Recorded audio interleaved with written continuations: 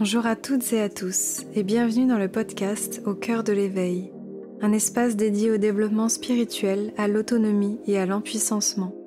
Je vous partage chaque semaine des interviews d'invités inspirants qui ont transformé leur vie, des guidances lunaires ainsi que des réflexions personnelles afin de vous inviter à vivre une vie alignée et centrée sur le cœur.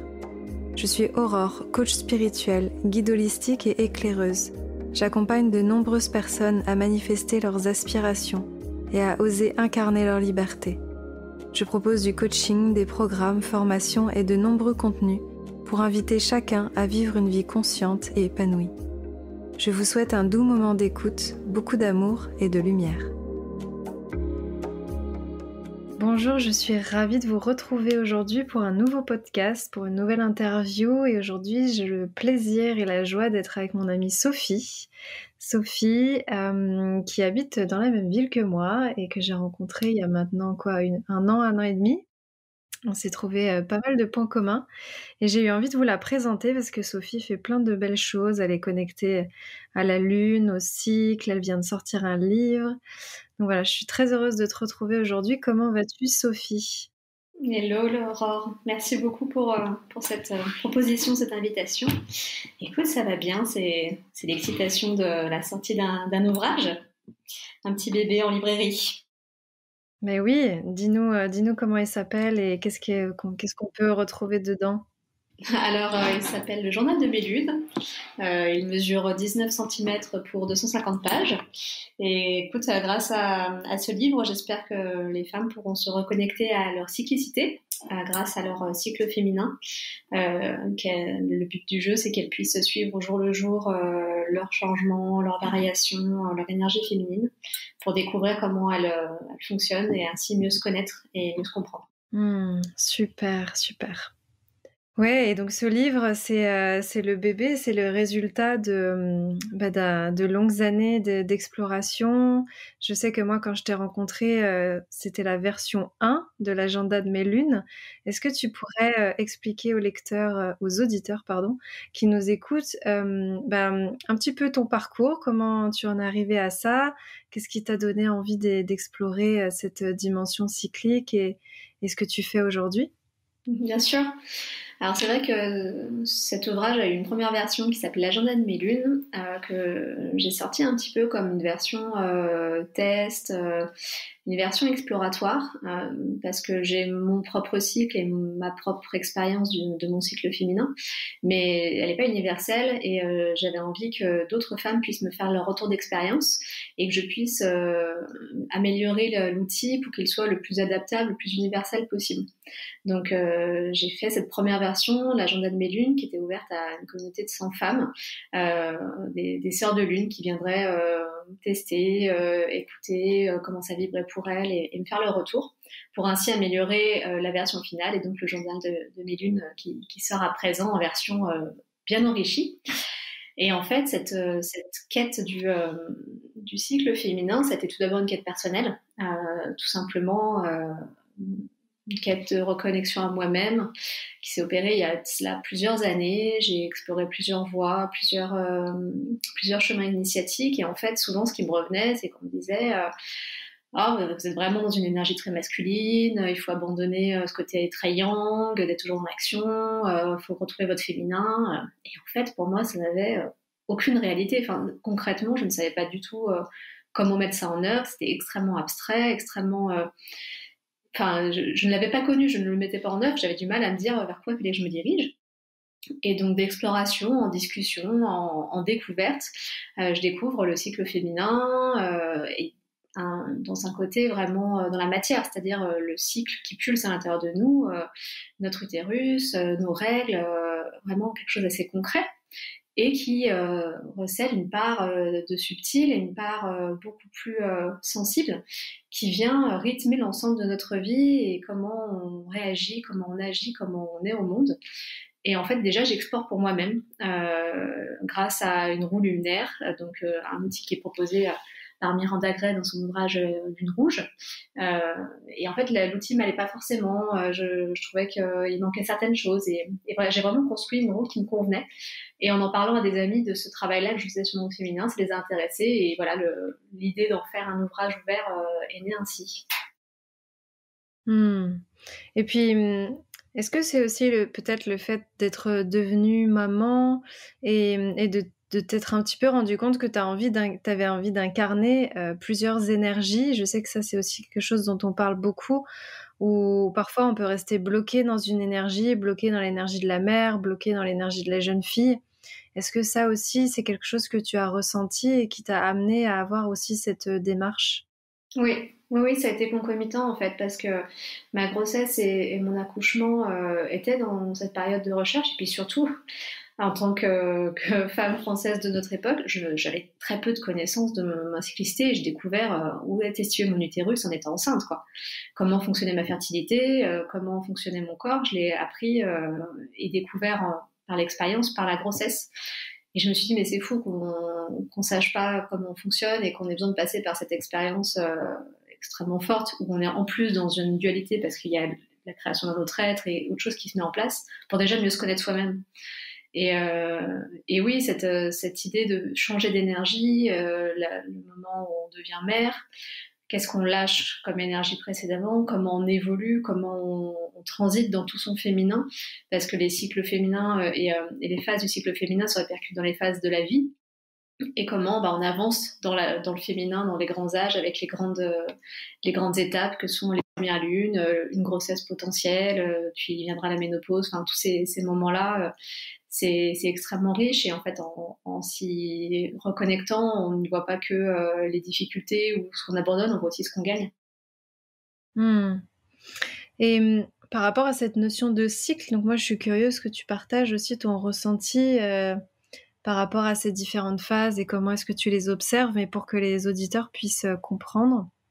Peut-être que on pourrait expliquer un petit peu plus cette notion de cycle, et expliquer les 4 archétypes pour qu'on puisse s'y relier et comprendre à quel point c'est important de les observer à l'intérieur de soi et de pouvoir s'y relier aussi régulièrement. Ouais, bon, pour moi c'était une grande découverte de se dire que notre cycle est cyclique. Ça peut paraître bête, mais en fait la notion de cyclicité, le fait que c'est mouvant, que c'est changeant, que c'est multiple, que c'est nuancé, moi ça m'a apporté énormément de bienveillance envers moi-même, c'est-à-dire de se rendre compte qu'on n'est pas une seule personne, un seul état, une seule énergie, mais qu'on transite d'état, d'énergie, d'humeur sans arrêt, et que c'est là une richesse, et c'est normal. Tout simplement, le cycle féminin, donc c'est vraiment un cycle, c'est-à-dire que c'est pas uniquement les règles, parfois on le réduit à uniquement le moment des menstruations, parce que c'est celui qui est un peu le plus visible avec les saignements.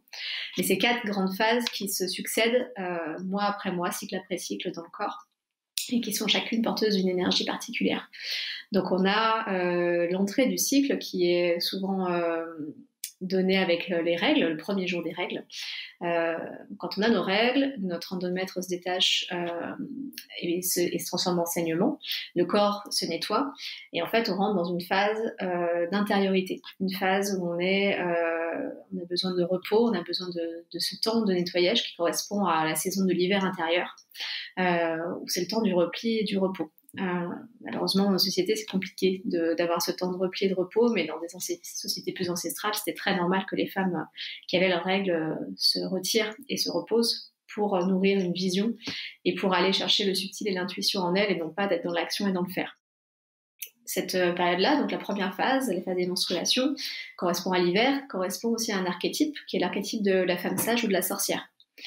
Quand on évoque cette figure-là, on voit tout de suite la sagesse, le fait d'être un peu en retrait de la société, d'être avec soi, de détenir un certain savoir, d'être aussi un peu une magicienne, de connecter avec le vivant.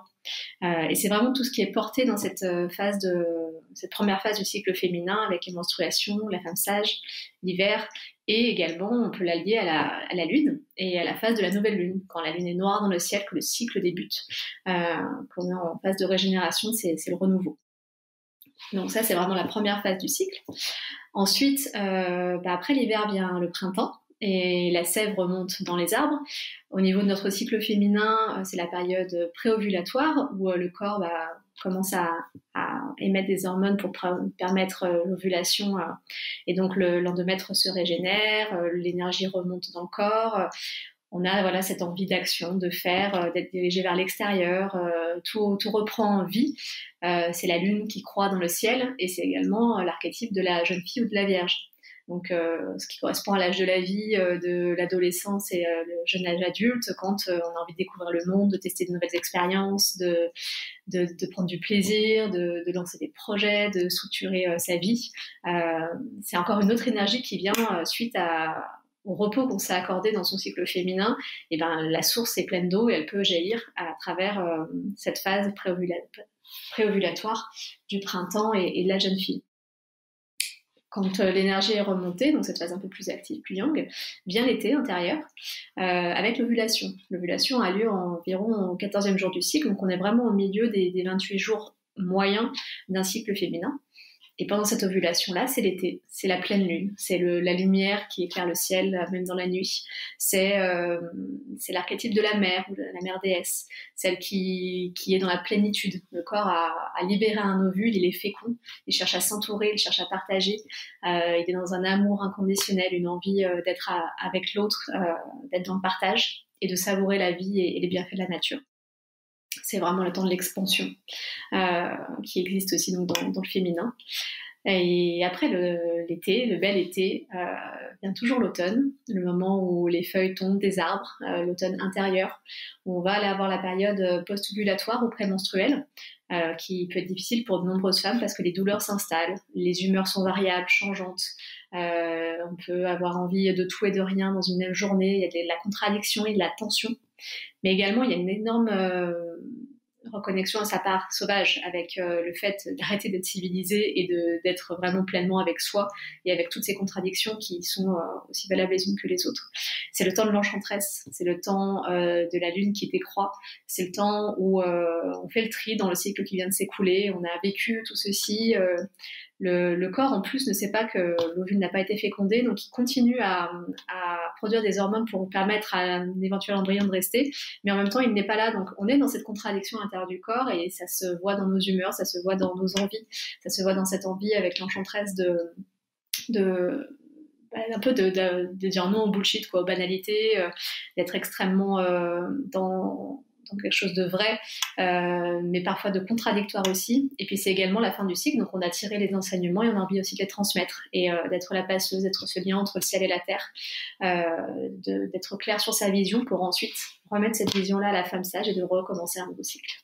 Voilà un peu les 4 grandes phases du cycle féminin et leur correspondance dans la nature, qui fait que le féminin est mouvant, le féminin est une énergie cyclique qui est nourrie de ses ombres et ses lumières, de ses moments hauts et de bas, de ces moments de plénitude et de retrait. Ouais, d'où l'importance de les observer, de les accueillir et de pleinement les embrasser, parce que dans ce que tu cites, on voit bien que le mouvement de l'énergie est vraiment important et que parfois on a tendance, peut-être comme tu étais au début de ton cheminement, à ne pas vouloir être dans cette énergie sorcière et à très mal vivre l'énergie de l'enchanteresse parce que c'est des énergies qui sont pas vraiment accueillies dans la société. Est-ce que tu as un regard aussi par rapport à cette difficulté?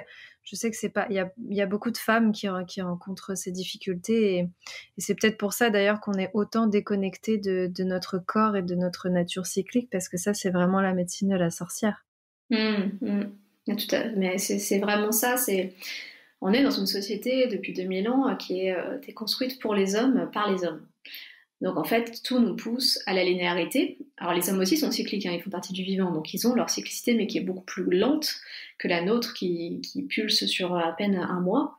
Et on est poussé à la linéarité. Et dans un monde fait pour les hommes, il a fallu prendre leur code et être dans leur énergie. Et eux sont plus linéaires, sont dans l'action, sont dans la détermination, sont dans dans ces énergies linéaire, qui fait que il a fallu adapter ces codes-là et les archétypes en nous qui vivent avec ces codes-là sont plutôt la jeune fille Et aussi la mère, bien qu'elle soit dans une énergie féminine, très dans l'accueil, elle est aussi valorisée parce que c'est la fécondité, c'est ce qu'on attend de la femme, c'est de donner tout aux autres, d'être dans le soutien, d'écouter, d'être présente. Mais par contre, accepter la sorcière et l'enchanteresse, donc celle qui se retire et qui dit en gros faites bien votre vie, moi je vais faire la mienne, j'ai besoin de ne rien faire, juste d'être, et être me suffit. Ou alors l'enchanteresse qui fait valser les conventions pour être dans sa propre vérité, ça c'est plus difficilement entendable pour notre société actuelle. Donc il y a à la fois une culpabilité interne de ne pas correspondre à ces injonctions, et à la fois une culpabilité externe qui nous dit bah oui mais qu'est-ce que t'as tes règles? Bah ouais, je vais avoir mes règles, je suis en phase enchanteresse, j'ai juste envie d'un tout envoyer bouler et c'est ok. Parce que si on n'accepte pas cette phase de tri intérieur, en fait on continue de nourrir une vision qui n'est pas la nôtre, on se nourrit de l'extérieur. Si on n'a pas à ce moment-là où la vérité vient trancher et illuminer ce qui se passe dans notre vie, on peut pas nourrir une vision juste pour nous et nous mettre en action quand la jeune fille arrive de façon juste et ciblée. On se soumet aux injonctions extérieures.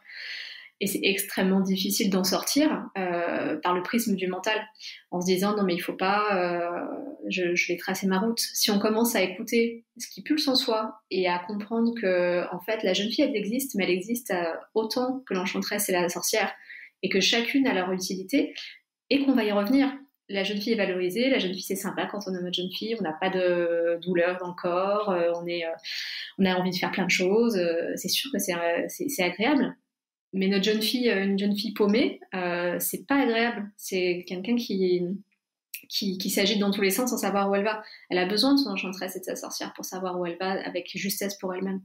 Et en fait, c'est par son cycle féminin et en expérimentant et en observant qu'elles sont toutes là et que si de la sororité existe entre elles et qu'elles fonctionnent ensemble, c'est le centre qu'on retrouve en fait dans cette route de féminin, son propre centre. On n'est plus basculé vers l'extérieur par un mouvement qui centrifuge, centripète plutôt, qui nous envoie à l'extérieur. On revient dans notre centre parce qu'on a expérimenté notre cycle et qu'on sait où on en est, et on sait que l'automne reviendra, on sait que l'hiver reviendra, et on peut lâcher prise parce que chaque cycle reviendra, et avoir de la bienveillance envers soi-même parce qu'on le vit, c'est normal, et puis aussi toutes les femmes le vivent. Ouais, moi je les visualise vraiment les 4 comme à l'intérieur de nous, comme dans une colocation intérieure, et qu'il faut vraiment arriver à faire cohabiter les 4. Et c'est vrai qu'on a tendance à beaucoup se connecter aux archétypes et à les voir à travers le prisme du cycle féminin, et se dire ok, là je suis en déesse, là je suis en sorcière, etc.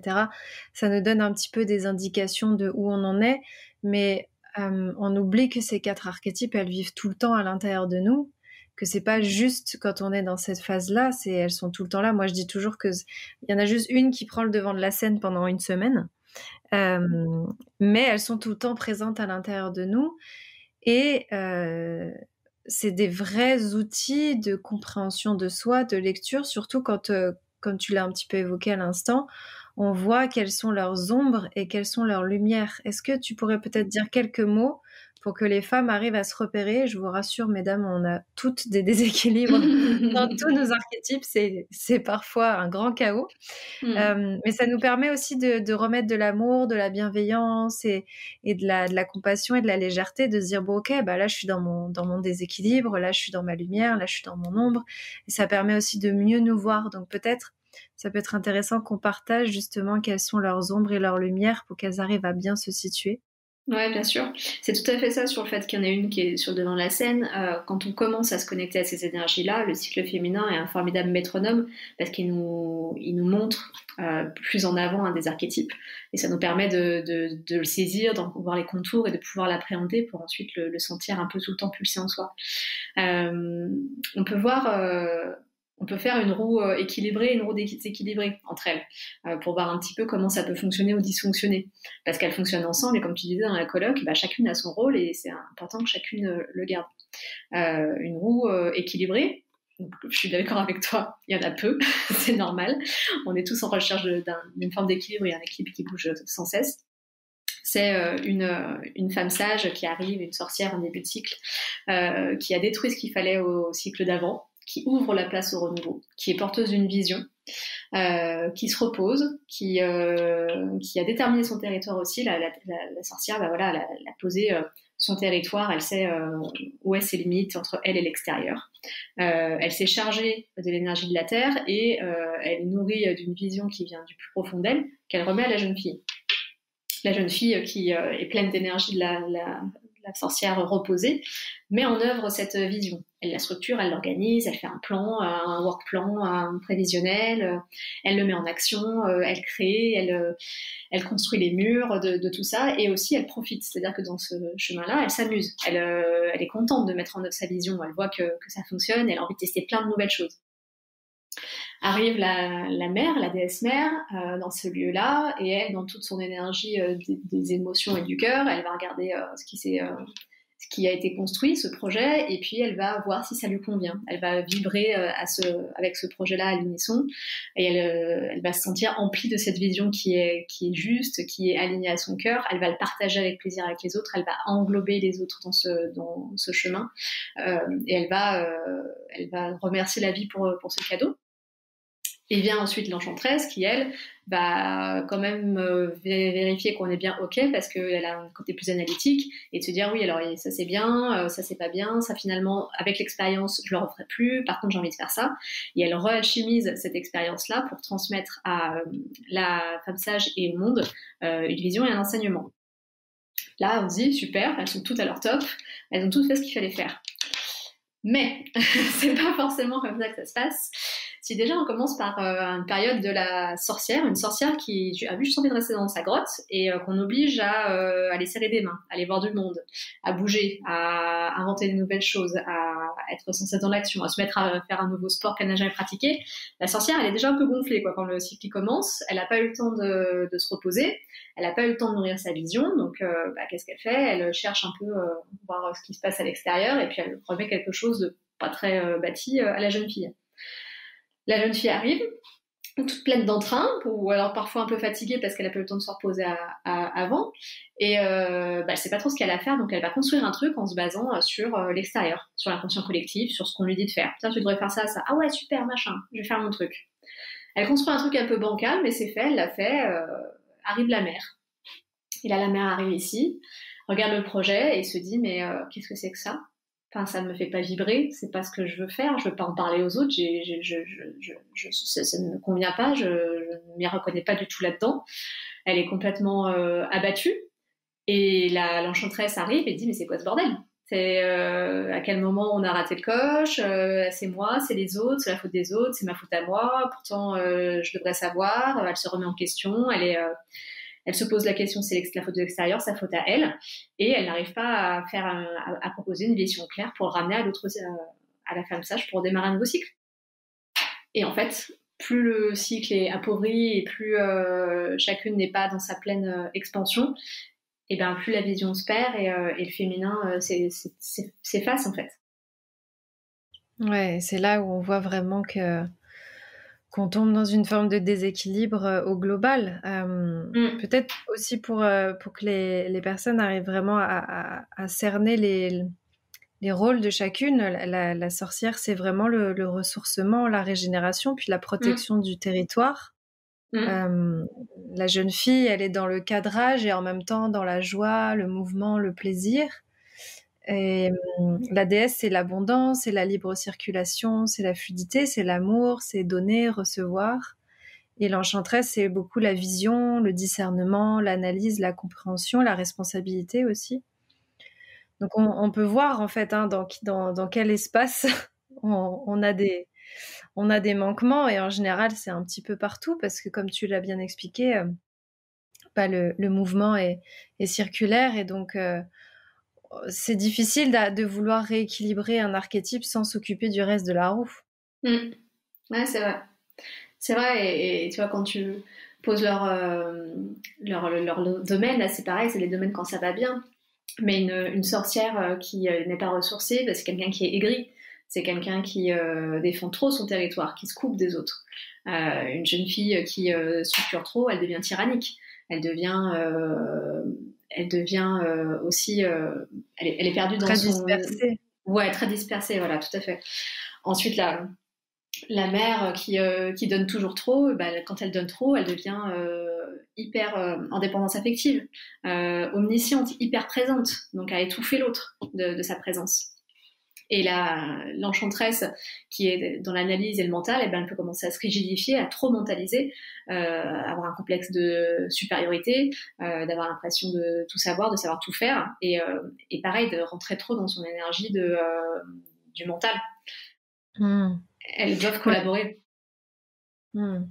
Puis on voit à quel point l'enchanteresse, c'est vraiment la clé de voûte de toute la roue. Souvent, on voit que c'est souvent la première porte à rééquilibrer parce que, surtout notre génération, je trouve, on a beaucoup de déséquilibre enchanteresse.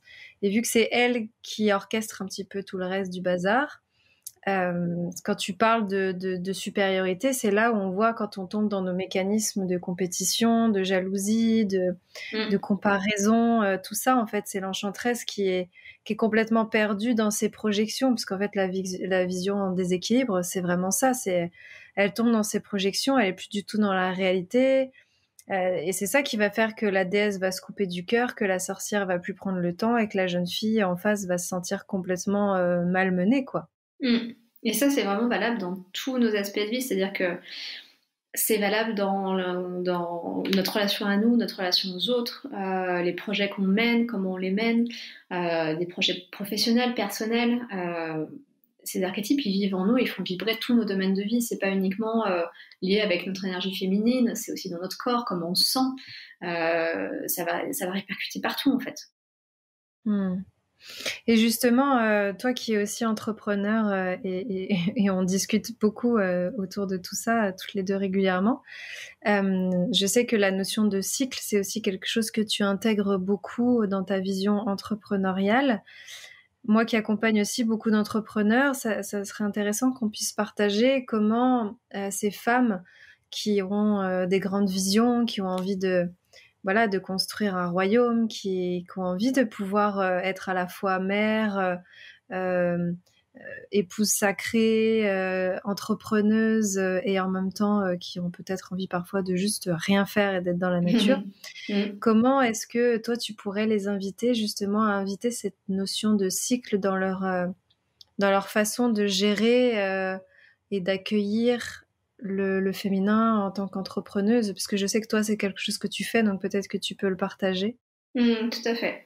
Moi, je suis entrepreneur depuis près de 10 ans maintenant, et j'ai vraiment vécu toutes les sortes d'entrepreneuriat avec petite structure, moyenne structure, grosse structure, salarié, pas de salarié, et j'ai vécu et j'ai testé plein de choses.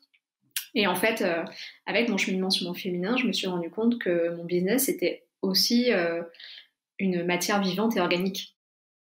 C'est pas parce qu'on parle de professionnel comme en opposition avec le personnel que ça fait pas partie du vivant.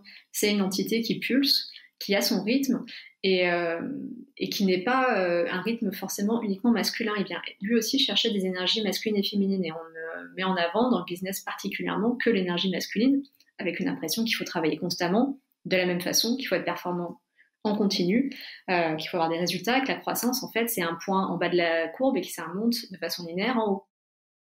Et en fait, je pense que beaucoup d'entrepreneurs n'ont pas cette réalité-là. Une entreprise, c'est mouvant. Des fois, il y a des phases de croissance, après ça stabilise, ça redescend, ça remonte. Et accepter que c'est aussi un cycle et que ça pulse comme le cycle féminin, c'est lâcher un peu la grappe, déjà, en se disant que c'est pas parce que on a des besoins de se retirer parfois ou d'en faire moins qu'on est mauvais ou qu'on n'y arrivera pas. Au contraire, c'est toujours nourrir cette roue du vivant. Parce que comme on fait le lien entre le cycle féminin, les saisons, le cycle lunaire, ça marche aussi avec les directions des éléments, la cyclicité, c'est le vivant. Et le business fait partie du vivant, c'est notre création. On est des créateurs et entrepreneurs, on est encore des créateurs. Il ne faut pas dissocier l'artistique de l'entrepreneuriat, c'est une création qu'on porte en nous. Et en fait, comment je l'intègre au quotidien, il y a déjà le fait de prendre en compte mon cycle. Donc vraiment de savoir où est-ce que j'en suis de mon cycle, quelle énergie je porte pour mener quelles actions dans mon business, en disant j'ai ma phase jeune fille qui arrive, c'est à ce moment-là que je vais commencer à faire des lancements et des choses qui me demandent beaucoup d'énergie. il s'avère par la magie de la vie que le livre est sorti, j'étais en phase mère, tu vois, par exemple. C'était le jour de mon ovulation et que là, je rentre dans ma phase de sorcière et dans quelques jours, je vais prendre du temps pour moi. Parce que je sais que le cycle va repartir, on est aussi dans une énergie de printemps qui arrive et j'ai pas envie d'arriver au printemps en étant épuisée. Je vais prendre le temps de vivre cette phase sorcière pour ensuite être en adéquation avec l'énergie saisonnière et de faire remonter également mon business en lançant des choses à ce moment-là. Donc c'est écouter son cycle féminin, c'est écouter aussi la cyclicité des saisons, hein. On n'entreprend pas de la même façon quand on est au cœur de l'hiver et quand on est en été. On n'a pas envie des mêmes choses, on n'a pas les mêmes idées, l'énergie n'est pas la même, donc c'est écouter cette cyclicité de la saison et puis s'offrir des vraies plages de connexion à ce qu'on veut, à sa vision, de faire fonctionner son enchanteresse et sa sorcière en duo, en se disant je fonce pas en face jeune fille, tête baissée dans n'importe quelle opportunité, parce que quelqu'un m'a demandé ça, je dis oui, parce que j'ai eu cette idée, je la mets en œuvre, parce que il faut que je fasse du chiffre, je vais travailler 12 fois plus. C'est aussi laisser à son business le temps de l'enchanteresse et de la sorcière, en se disant je prends le temps de faire le bilan, je prends le temps de voir où j'en suis, je prends le temps de faire le tri, de la synthèse, de tirer des enseignements pour moi, et je laisse le temps aussi à la vision d'émettre. L'entrepreneuriat, c'est pas forcément, même si on n'est pas un entrepreneur spirituel, l'entrepreneuriat est spirituel. On incarne une vision au monde, on met dans la matière le subtil, et il faut un temps pour se connecter à ça, pour voir ce qu'on a vraiment envie de mettre dans la matière. C'est pas rien d'entreprendre, c'est très beau, et c'est encore plus beau quand on se connecte à une vision qui va au-delà de nous et qu'on la met en œuvre en accord avec le vivant. Oui, puis on voit vraiment que le fait de respecter les rôles de chaque archétype permet vraiment aussi à la pleine créativité de s'exprimer, parce que effectivement, pour moi, je conçois pas de pouvoir être entrepreneuse sans respecter un minimum les besoins de chacune, tu vois, le fait de vraiment prendre le temps d'être dans mon corps. Là, je sais que je le fais de plus en plus, tu vois, c'est assez intéressant.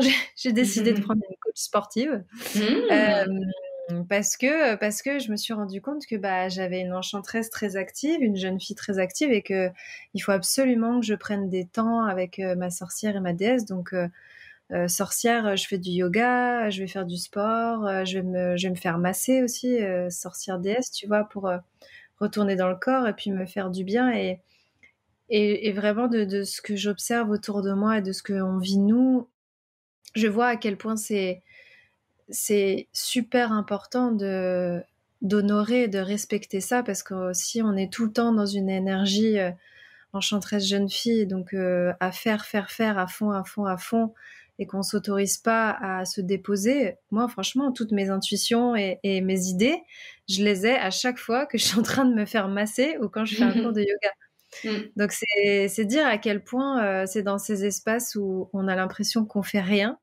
qu'en fait tout se crée. Et comme tu dis, c'est quand on est en hiver peut-être qu'on ralentit, ou quand on est en sorcière et qu'on fait pas grand chose, que là on a plein d'idées pour la suite, et on a tendance à croire que si on lâche les rênes, tout va s'effondrer, alors que parfois il faut vraiment apprendre à sortir de la tornade pour avoir plus de discernement, de clarté, et ensuite pouvoir revenir avec plus de puissance, quoi. Mais c'est ce que notre société expérimente. On voit bien qu'on va dans le mur. On est dans une société de burn-out, une société d'entrepreneurs qui sont au 36e dessous, parce qu'on ne respecte pas cette cyclicité. On nous impose de faire, non pas d'être, constamment. Et en fait, j'ai envie d'inviter les entrepreneurs juste à essayer, parce que finalement, on voit bien que ça ne fonctionne pas d'être sans arrêt en poussif et en action, qu'il y a quelque chose qui manque. Expérimentons la pause, voyons ce qu'elle nous apporte. Une pause sacrée, une pause où on s'honore, pas une pause où on culpabilise et on se dit qu'on va pas y arriver, mais de porter la confiance que c'est ok, et avoir une pause de ressourcement véritable, d'amour pour soi, parce que aussi c'est s'offrir un vrai temps d'amour pour ensuite pouvoir le redonner aux autres. On peut pas arroser une plante si on n'a pas mis d'eau dans sa source, en fait, c'est pas possible. On est des êtres vivants et on pulse avec le vivant, donc expérimentons cette pause sacrée, ce temps où les idées vont venir, honorons notre corps, parce que c'est notre véhicule pour mettre en œuvre des superbes projets. Magnifique. Écoute, je Je suis ravie qu'on puisse presque terminer là-dessus parce que je pense que c'est vraiment une belle réflexion et mise en action consciente qu'on peut vraiment faire à l'intérieur de soi. Est-ce que tu pourrais peut-être nous dire quelques mots sur donc ton livre qui est sorti, qu'est-ce qu'on retrouve dedans et à quoi ça sert? Parce que je pense que ça peut aider vraiment beaucoup de femmes à se reconnecter justement à ce cycle. C'est vraiment ce qu'on vient d'évoquer dans l'idée d'observer déjà ce qui pulse en soi. Dans un premier temps, pouvoir observer ces archétypes par le prisme du cycle féminin, pouvoir les toucher, en saisir les contours, les appréhender, les connaître, se rencontrer. Et ensuite pour pouvoir le faire fleurir dans tous ces aspects de sa vie en fonction de ses objectifs. Donc le livre est décomposé en deux parties. Il y a une première partie de transmission, d'enseignement que j'ai moi-même reçu autour du cycle menstruel de façon très physiologique, mais également des archétypes, des saisons, de la cyclicité qui s'exprime dans différents aspects de la vie, dans l'alimentation, dans la sexualité, un peu dans tout.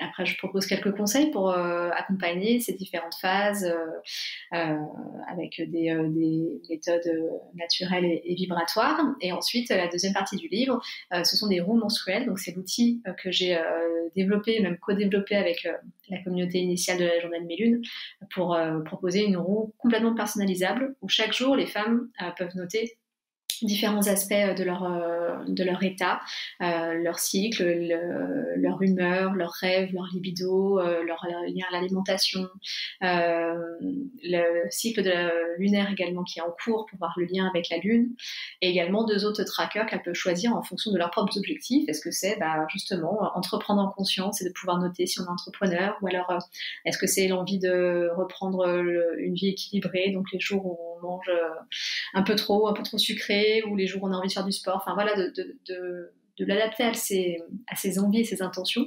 Et il y a vraiment une partie plus journal, où avec chaque cycle, on traverse et on écrit, on pose, on dépose ces états émotionnels, ce qu'on traverse, ce qu'on a observé, voilà, comment ça s'est passé, cette pleine lune pour moi, cette nouvelle lune, comment j'ai vécu certains archétypes de façon plus vive.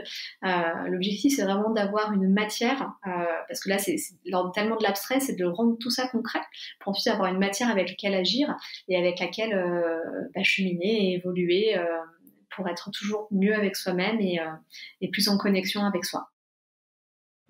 Super, écoute, parfait. C'est l'agenda de mes lunes, hein, le nom, ou c'est le journal de mes lunes maintenant. Ah voilà, le journal de mes lunes aux éditions First, que vous pourrez trouver partout en librairie ou le commander. Merci. Et puis tu proposes aussi des portraits sacrés. J'ai eu la chance d'en recevoir un, et tu vas aussi lancer une série d'ateliers justement d'exploration des archétypes autour de la danse, je sais, avec Ludivine aussi, une amie qu'on a en commun. C'est voilà, dans ton essence. C'est vraiment la suite du journal de mes lunes, parce que sur le journal de mes lunes, on observe. On est vraiment dans une phase très féminin où on regarde ce qui se passe. Et avec Dans ton essence, on a envie d'aller dans le ressenti du corps. Après avoir observé, de voir comment ça pulse à l'intérieur de soi et d'être vraiment en lien avec son corps et comment s'expriment ces archétypes. Et on va faire ça avec l'énergie du printemps. Donc, c'est parfait pour lancer un nouveau cycle de reconnexion à soi et à son féminin. Super. Bon, écoutez, en tout cas, si vous voulez retrouver Sophie, donc toi, c'est Sophie Stellar sur Instagram. Oui. Et ton site aussi, c'est ça? Oui, sophiestellar.fr. Super. Donc vous pourrez retrouver tout ce que propose Sophie sur ses réseaux, sur son site. J'en profite aussi pour déposer un mot, parce que si je dis pas de bêtises, le podcast sort et vous êtes en train de l'écouter au moment où ma formation Oser l'envoler est en phase d'inscription, et c'est à destination de tous les entrepreneurs conscients. Donc c'est aussi très en lien avec tout ce dont on vient de parler, parce que je place vraiment au centre de tout ce que je propose, cette notion de respect de soi, de mieux se connaître, de respecter ses rythmes, d'avoir des outils conscients justement pour se soutenir sur tous les plans.